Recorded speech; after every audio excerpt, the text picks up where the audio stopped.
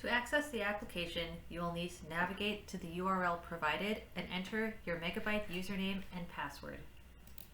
On the home page, you can create new requests or view past requests. Let's create a new request. You will be presented with the list of accounts that you have access to.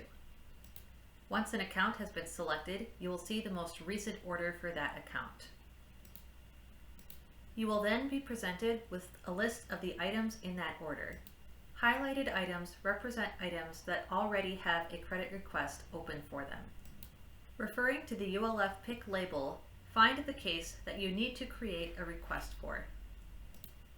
You will be presented with the credit request form.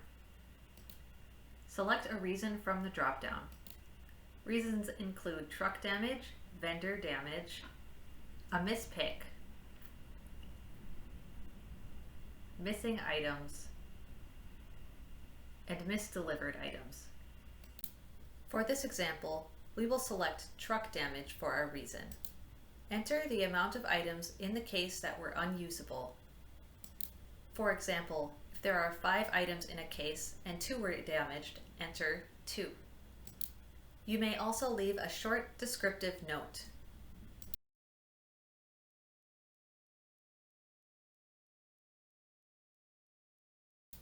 In the next screen, you will be asked to upload a photo of the label.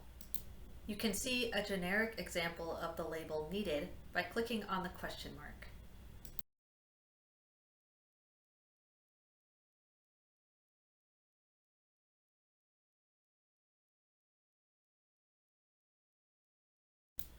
Next, you will need to upload one photo for each damaged product.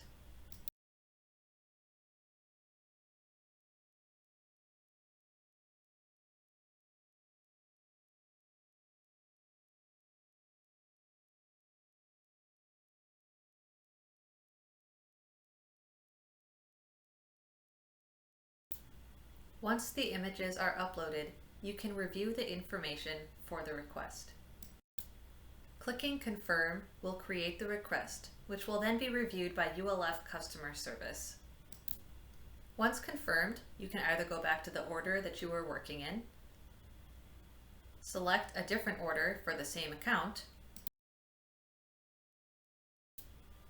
or select a different account. Let's go back into the same order and select a different item. For an item that is missing, you can select multiple items, since we don't need any photos for the items. Select Missing, click Multiple, and select the items that you did not receive.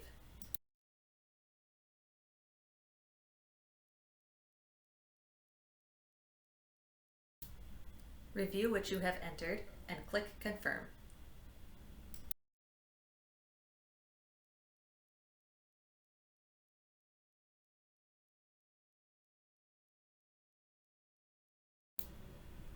Going back to the home page, we can click Current Requests to see a simple list of requests that we have sent in recently.